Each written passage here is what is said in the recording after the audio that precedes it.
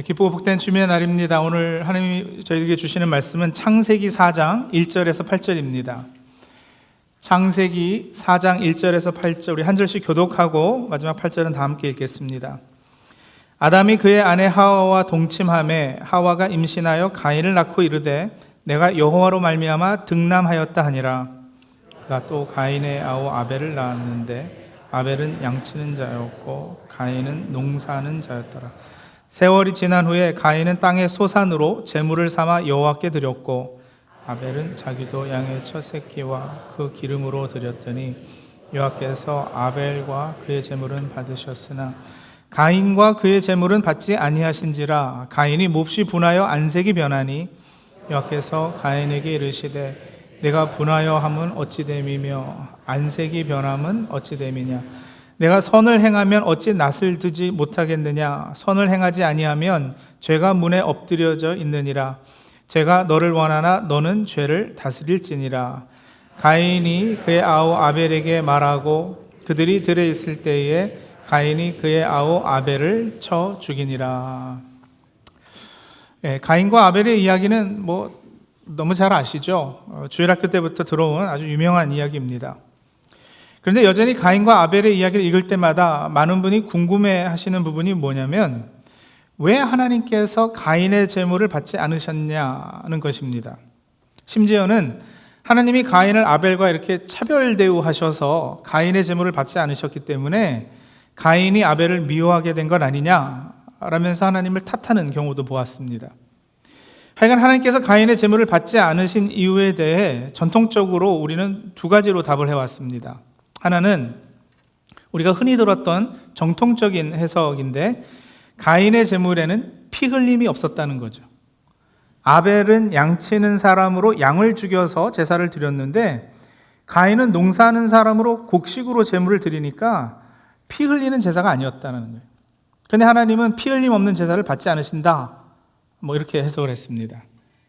그럴 수도 있지만 사실 양이든 곡식이든 제물 그 자체가 문제가 되는 것 같지는 않습니다. 레위기에 보시면 곡물로 드리는 제사가 있습니다. 그러니까 단지 피 흘림 없었다는 곡물 제사였다는 이유로만 하나님이 제사를 받지 않으신 것은 아닌 겁니다. 두 번째 답이요. 실은 이게 더 성경적인데 바로 믿음 문제 때문이었다는 거죠. 제사 드릴 때 하나님 앞에서 가지는 마음가짐, 태도, 정성, 믿음 이런 것에 있어서 가인이 올바르지 못했습니다. 그 증거가 여럿 있는데 오늘 4절 말씀 다시 보시면 아벨은 양의 첫 새끼를 드렸다고 했어요. 첫 새끼라는 것은 처음 태어난 것이기도 하겠지만 제일, 최고, 최상의 이런 뜻을 담고 있기도 합니다. 첫 번째 우선되는 그 말이잖아요. 그리고 그 첫 새끼에 기름으로 드렸어요. 현대 사회에서야 고기 먹으면서 기름 먹지 않으려고 노력을 하지만 성경에서 기름지다는 개념은 역시 최고, 최상의 것을 의미합니다. 우리말에도 왜 기름진 땅, 그러면은 좋은 땅을 말하는 거잖아요. 제물의 기름진 부위, fat portion은 최고의 부위를 가리키는 거예요. 그러니까 아벨은 굉장한 정성으로 하나님께 제물을 드렸던 겁니다. 그에 반해 가인의 경우에는 성경에 그런 표현이 전혀 없습니다. 오히려 5절에 보시면 가인과 그의 제물은 받지 아니하신지라 그랬죠. 아벨과 그의 제물은 받으셨는데 가인과 그의 제물은 받지 않으셨어요. 그러니까 제물만 받지 않으신 것이 아니라 가인과 그의 제물이에요. 제물 이전에 가인 그 자체에 문제가 있었기에 하나님께서 가인을 받지 않으셨고 또 그가 드리는 제물을 받지 않으신 거예요. 하나님께서 제물을 받지 않으신 후에 가인이 보인 반응에서도 우리가 짐작해 볼 수 있는 것이 있습니다. 5절 후반부 보시면 하나님께서 제물을 받지 않으시니까 가인이 몹시 분하여 안색이 변했다 했어요. 몹시 분해서 안색이 변했다. 하나님께서 가인의 제물을 받지 않으신 것을 두고 가인이 분해서 안색이 변할 정도였다. 여기서 엿볼 수 있는 가인의 어떤 심성이라 그럴까요? 태도, 이런 걸 짐작해 볼 수 있겠죠. 여러분, 예를 들어서 제가 제 아들에게 야, 너 이번에 성적이 좀 안 좋다. 다음부터는 공부 좀 열심히 해야겠다. 아니면 얘야, 너 거짓말하면 나쁜 거야. 그러면 안 돼, 다음부터는 그러지 마 라고 타일거나 꾸짖을 때 이 아들의 반응이요, 쑥스러워하고 미안해하면서 아유 아버지 잘못했어요, 다음엔 잘할게요 하고 하는 거 하고 흥 웃기고 있어, 아버지나 잘하세요 하고 반응을 하는 거 하고는 다르지 않겠어요? 그 아이의 본래 마음가짐, 태도, 아버지를 향한 반감, 이런 게 있었다는 걸 알 수 있죠. 가인이 그랬다는 거예요. 그러니까 하나님께서 6절에 가인이 그렇게 반응하는 것을 보고 6절에요, 네가 분하여 함은 어찌 됨이며 안색이 변하면 어찌 됨이냐 이렇게 물으시는 거예요. 네가 왜 그러는데? 그리고 7절에 이어서 이렇게 말씀하세요. 세번역 성경입니다. 네가 올바른 일을 하였다면 어찌하여 얼굴빛이 달라지느냐? 네가 올바르지 못한 일을 하였으니 죄가 너의 문에 도사리고 앉아서 너를 지배하려고 한다. 너는 그 죄를 잘 다스려야 한다.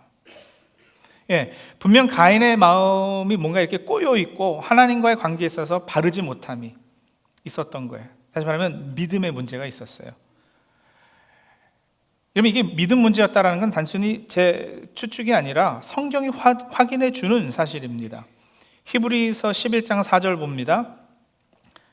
뭐로요? 믿음으로 아벨은 가인보다 더 나은 제사를 하나님께 드림으로. 그렇죠? 믿음으로 아벨은 가인보다 더 나은 제사를 드렸다. 자, 여기까지 이제 우리가 너무도 잘 알고 있는 내용이죠. 근데 이 가인과 아벨 이야기에서 오늘 제가 관심을 가지는 부분은, 그럼 과연 무엇이 가인의 마음을 이토록 꼬이게 했을까라는 거예요. 무엇이 가인의 믿음에 문제가 생기게 했는지, 무엇이 가인에게 하나님 앞에서 반감을 가지고 반항심을 가지는 이런 불순한 태도를 보이게 했을까?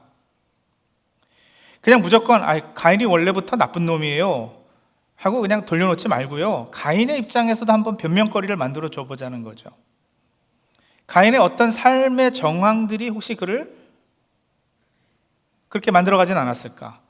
물론 태어날 때부터 본성이 악한 사람이었을 수도 있죠. 하지만 혹이라도 그의 삶의 어떤 부분이 그를 그렇게 만들어가진 않았을까? 이 질문을 한번 해보는 겁니다. 성경을 해석할 때 성경이 말하고 있지 않은 부분에 대해서 어떤 추측을 하는 것은 옳지 않다고 신학교에서 배웠는데요. 하지만 성경에 기록되어 있는 가인과 관련한 여러 가지 정황을 정리해 보면 가인의 마음 상태에 대한 이런 시나리오가 가능합니다. 자, 창세기 1장 29절입니다. 하나님이 이르시되 내가 온 지면에 씨 맺는 모든 채소와 씨 가진 열매 맺는 모든 나무를 너희에게 주노니 너희의 먹을거리가 되리라. 자, 인간이 먹고 살아야 하는 음식은 땅에서 나는 소산물들입니다. 그러다가 창세기 3장 17절에 가보면 아담에게 이르시되 네가 내 아내의 말을 듣고 내가 네게 먹지 말라 한 나무의 열매를 먹었은즉 땅은 너로 말미암아 어떻게 돼요? 저주를 받고 너는 평생에 수고하여야 그 소산을 먹으리라 그랬어요. 아담과 하와가 죄를 짓고 나서 땅이 저주를 받았습니다. 그래서 땅의 소산물, 하지만 인간이 먹고 살아야 되는 그 양식이 채소, 씨 가진 열매, 이런 소산물들이 여러분 쉽게 얻어지지가 않는 거예요. 땅이 쉽게 내놓질 않아요. 땀을 흘리고 종신토록 수고하여야 겨우겨우 조금씩 얻어먹게 되는 거예요. 근데 한번 생각해 보세요. 가인이 뭐 하던 사람이었다고요? 농사하는 자였다 그랬잖아요. 농사하는 자였더라. 다시 말하면 가인이 했던 일은 가족의 생존, 생계, 먹고 사는 것과 직결되어 있습니다. 땅이 저주받아서 채소와 씨 가진 열매 등 소산물을 쉽게 내놓지 않았기 때문에 농부인 가인은 뼈 빠지게 일해야 겨우겨우 자신도 먹고 가족도 먹여 살린 거예요. 가인이 그렇게 힘들게 일하다가 간혹 곰곰이 생각해 보니까 자기가 그렇게 죽도록 고생하는 거, 삶이 이렇게 힘든 것은 자기 잘못이 아니었거든요.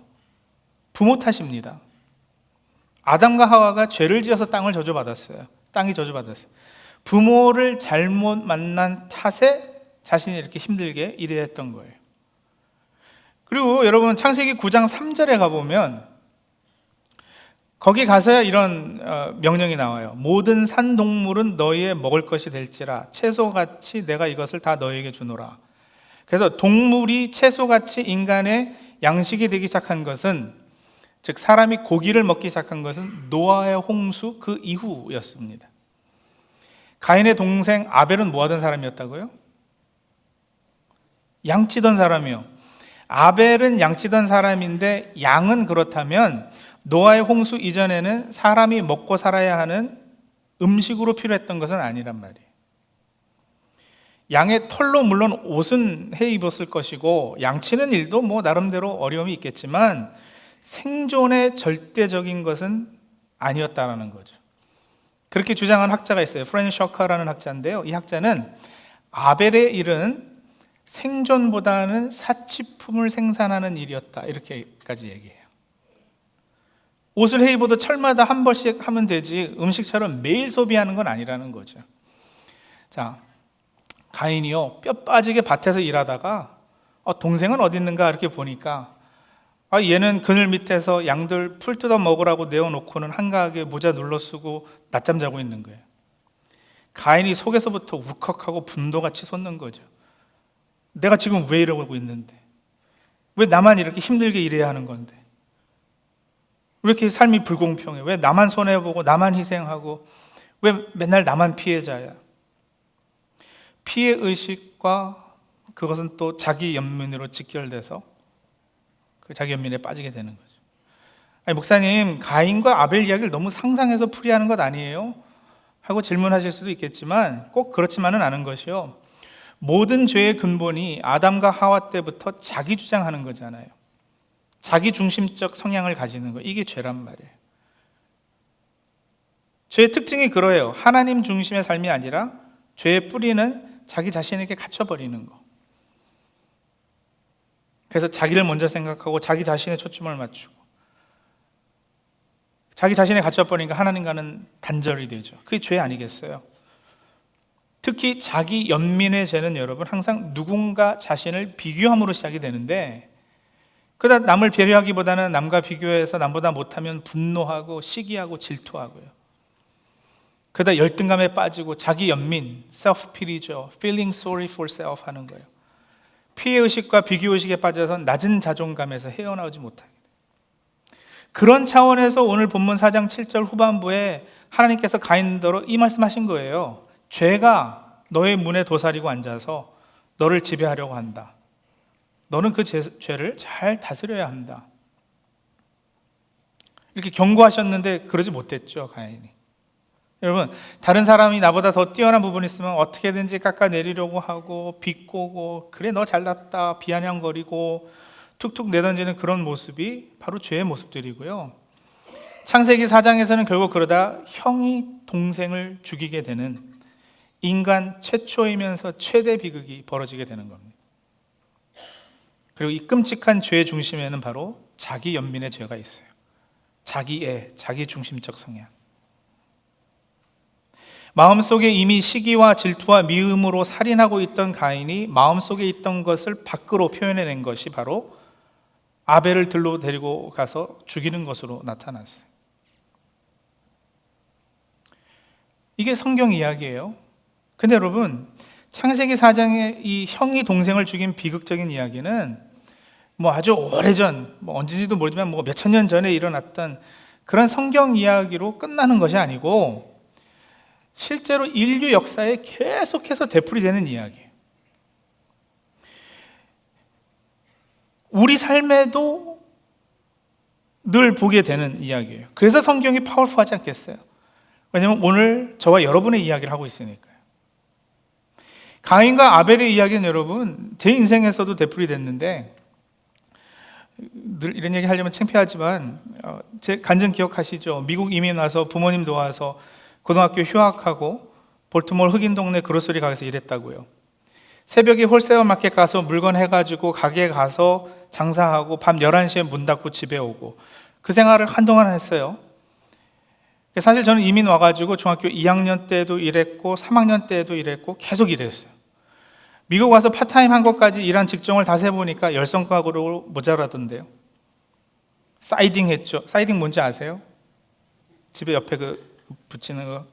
접시 닦기 했죠. 웨이터 했죠. 캐시어 했죠. 눈 치웠죠. 스쿨버스 운전했죠. 항공학교 교사했죠. 만약에 계속 일했어요. 근데 저에게는 저보다 3살 어린 남동생이 하나 있습니다. 근데 얘는 부모님이 보실 때 항상 어린 거예요. 고등학생이어도 어리고 대학을 다녀도 어리고 대학을 졸업해도 어려요. 그래서 얘는 일을 안 시켰어요. 제 쪽에서 보면 저는 가족의 생계를 위해서, 생존을 위해서 희생한 거예요. 고등학교도 휴학하고 친구들 다 대학 가는데 나는 그럴 수 있을지 없을지 암담한 가운데 있고. 누구 때문에요?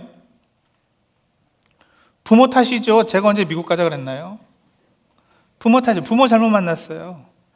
안 그래도 그런 피해의식에 쩔어 있는데 동생을 보니까요, 쟤는 고생도 안 해요. 저 나이 때 나는 뭐 했는데, 저 나이 때 나는 저기서 일했는데. 제가 1년 휴학하고 다시 학교 돌아가가지고요, SAT 공부도 제대로 못해가지고 겨우겨우 주립대학 들어갔어요. 제 동생은 고등학교 딱 들어가면서부터 가게가 장사가 엄청 잘 돼가지고 형편이 쫙 핀 거예요. 그래서 부모님이 개인 교사를 딱 붙여주셨어요. 그렇게 공부하니까 꽤 명문대, 그것도 제일 들어가기 힘들었던 그 전공을 얼리 디시전으로 조기 결정이 돼가지고 입학을 했어요. 저하고 제 동생의 상황이 너무 다르지 않아요? 왜 나만 늘 희생하고 동생은 왜 항상 어린 건데요? 동생을 향한 시기 질투가 왜 없겠어요? 이게 이제 현대판 가인과 아벨 이야기예요. 그렇다고 동생이 착하기를 하나? 아니요. 형은 공부를 얼마나 못했길래 겨우 그런 학교를 갔냐? 형은 영어에 왜 액센트가 있냐? 어렸을 때 이런 말 한마디씩 툭툭 던지면 완전 서럽죠. 평생 상처되고요. 물론 제가 지금 하는 이야기는 철저히 제 쪽에서, 제 입장에서 이 자기 연민에 푹 빠져서 했던 생각들과 감정들이에요. 훨씬 나중에 신앙을 가지고 동생의 처지도 생각해 보니까, 그 관점에서도 바라보니까 동생도 고생 많이 했어요. 희생도 만만치 않았고요. 제가 신학한다고 뭐 전도사 되고 이러니까는 벌이가 없어가지고 동생이 부모님들 다 재정적으로 서포트 했고요. 그렇게 생각하니까 제가 잘못한 것도 많아요. 근데 여러분, 자기 연민의 죄라는 것은 그렇게 상대방의 입장과 관점을 고려하지 못한다니까요. 늘 내 생각만 하는 거야. 나만 피해자고 나만 억울하고 늘 나만 서러워요. 그러니까 어떻게 되겠어요? 관계가 깨지죠. 지금 여러분 뭐 되돌아보니까 저번에도 말씀드렸지만 고생이라 여겼던 모든 순간들이 다 은혜였어요. 지금은 감사해요. 부모님 탓하지 않아요. 부모님 얼마나 감사한데요. 또 그런 어려운 상황에서도 잘 자라준 동생 정말 고맙죠. 하나님께서 모든 것을 다 협력해서 선을 이루어주셨어요. 여러분, 이게 예수 믿는 재미 아니겠어요? 제가 이 간증을 예전에 1.5세들 청년들 모아놓고 하니까 설교 마치고 청년들이 주르르 다 제게 몰려와가지고는요, 이거 내 얘기라고. 어쩜 그렇게 똑같은 경험을 할 수 있느냐고 놀라워더랬어요. 그래서 알았죠. 성경의 이야기가 참으로 보편적인 우리 삶의 이야기구나. 그래서 말씀이 능력이 있구나. 성도님들, 오늘 말씀 들으시면서 혹시 성도님들도 동감이 되는 부분이 있지 않으셨어요? 혹시 자기 연민에 빠져 계시지는 않으십니까? 뭐 큰 어떤 일이 아니고 그냥 조그만 것부터요.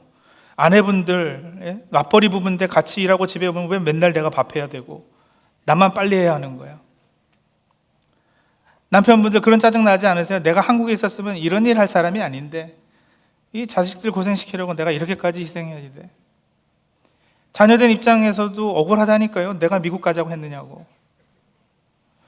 직장에서 어려운 일, 곤란한 일은 다 나한테 넘겨지는 것 같은 그런 피해의식 있지 않으십니까? 항상 어떻게 이렇게 옆집 애들은 다 이렇게 잘났어요. 돈 많고 건강하고 노년도 편히 지내는 분들 보면서 여러분 비교하고 그러다 열등감에 사로잡히고 자기 연민에 빠지고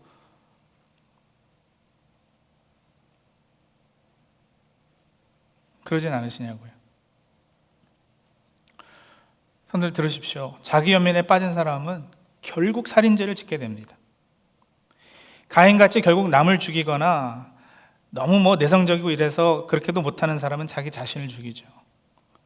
문자적으로 살인하지는 않겠지만 자기 연민의 죄는 결국 남을 죽이든지 자기가 죽든지 하는 거예요.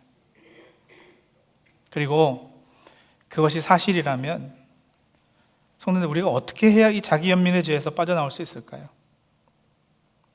자기 연민에 빠져 있구나, 이 자가 진단이 혹 되셨다면 그러면 뭘 어떻게 해야지 됩니까?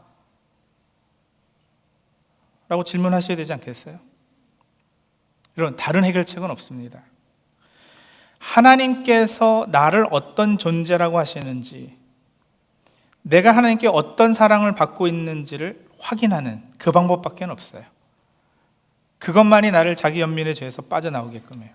다른 사람과의 비교가 아니라 세상의 가치 평가를 기준해서가 아니라 하나님의 말씀의 절대 기준에서 내가 누군지를 확인하시는 거예요. 시편 8편 3절 4절이요. 주님께서 손수 만드신 저 큰 하늘과 주님께서 친히 달아나오신 저 달과 별들을 내가 봅니다. 사람이 무엇이기에 주님께서 이렇게까지 생각하여 주시며, 사람의 아들이, 내가 인자가 무엇이기에 주님께서 이렇게까지 돌봐주십니까?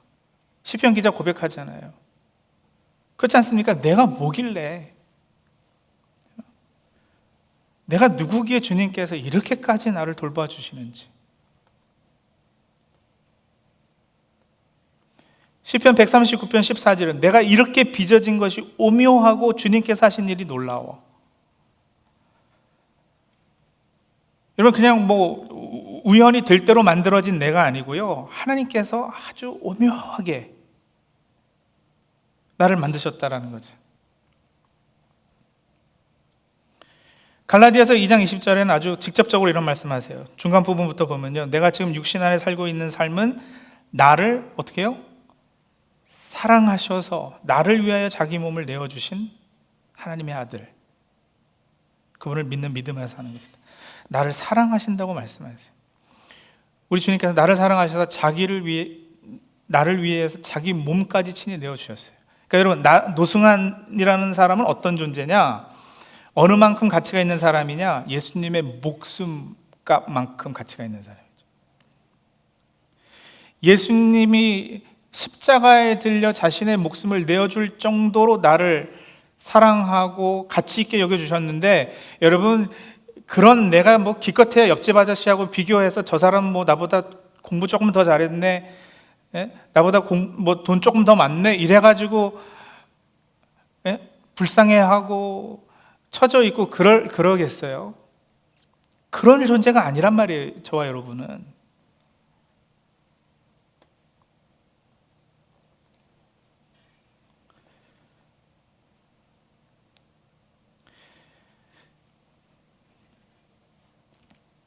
어렸을 때부터 부르던 찬송 가사도 그 얘기 하잖아요. 예수 사랑하심은 거룩하신 말이에요. Jesus loves me, this I know.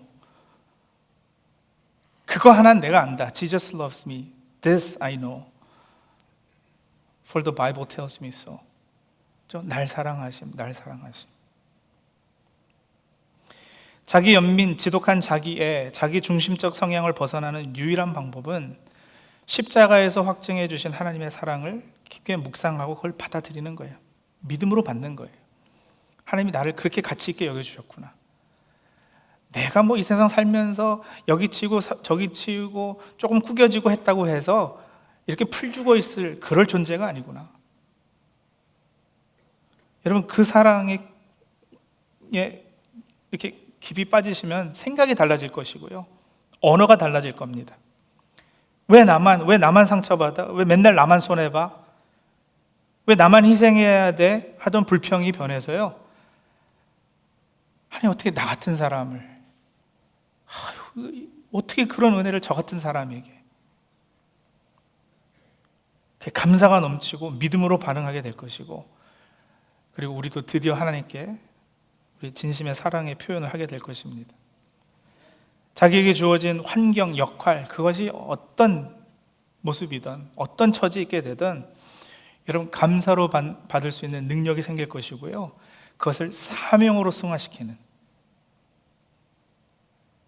세상 사람들은 받을 수도 없고 알 수도 없고 누릴 수도 없는 특권, 하나님의 소명, 하나님의 사명 주심,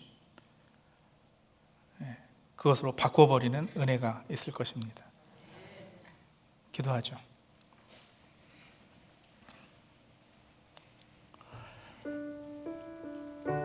여러분, 누가복음 15장 기억하시죠? 거기도 작은 아들, 큰 아들이 있어요.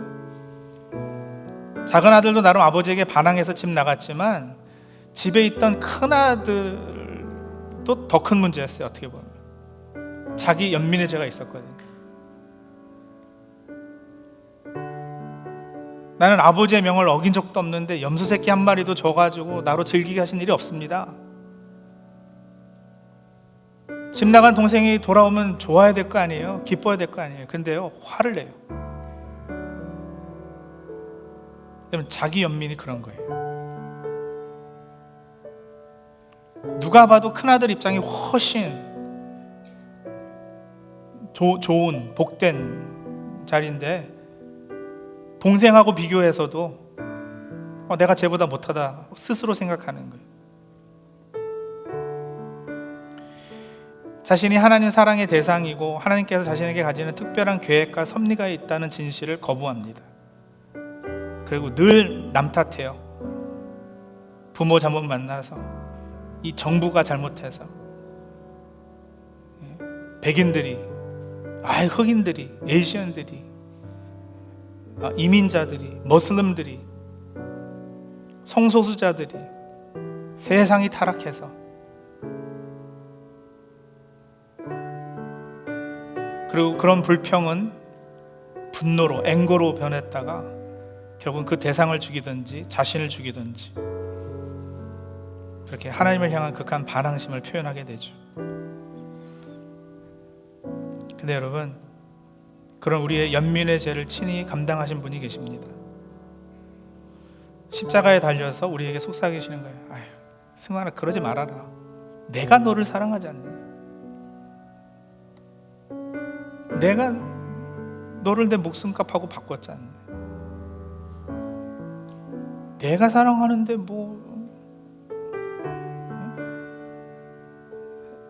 세상에서 좀 치인다고 그러지 말아요. 성도님들, 이 시간 우리 솔직하게 자기 연민의 감정을 죄로 인정하시고 우리 하나님 앞에 고백하는 시간 갖도록 하죠. 그리고 결단하세요. 다른 누군가의 비교를 거부하십시오. 나를 향한 하나님의 사랑과 나를 특별한 존재로 창조하신 그분의 섭리를 믿음으로 받아들이세요. 감사를 품으세요. 그리고 그동안 내가 미워하고 시기하고 질투했던 대상, 그 사람을 이제는 사랑하고 섬기게 해달라고 성령님의 도우심을 구하시기 바랍니다. 잠시 기도하겠습니다.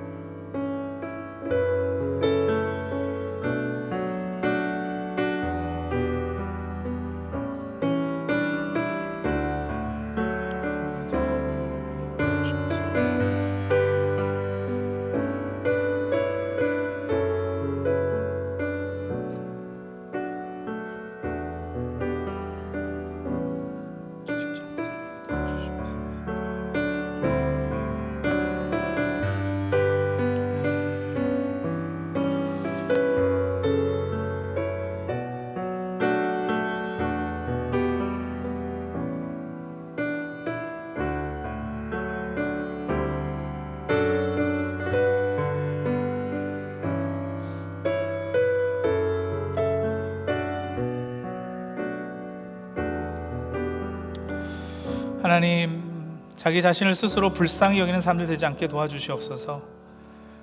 하나님께서 우리를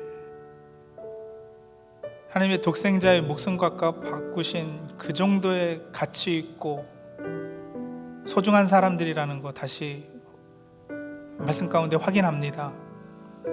하나님, 그런 존재들인데 세상 살면서 옆에 사람하고 비교해서 공부 조금 덜 했다고, 저 사람보다 가진 게 조금 적다고, 저 사람보다 조금 외모가 뛰어나지 못하다고, 저 집 아이들보다 우리 아이들이 좀 처진다고, 하나님, 그것 때문에 기죽어 살지 않도록 도와주시옵소서.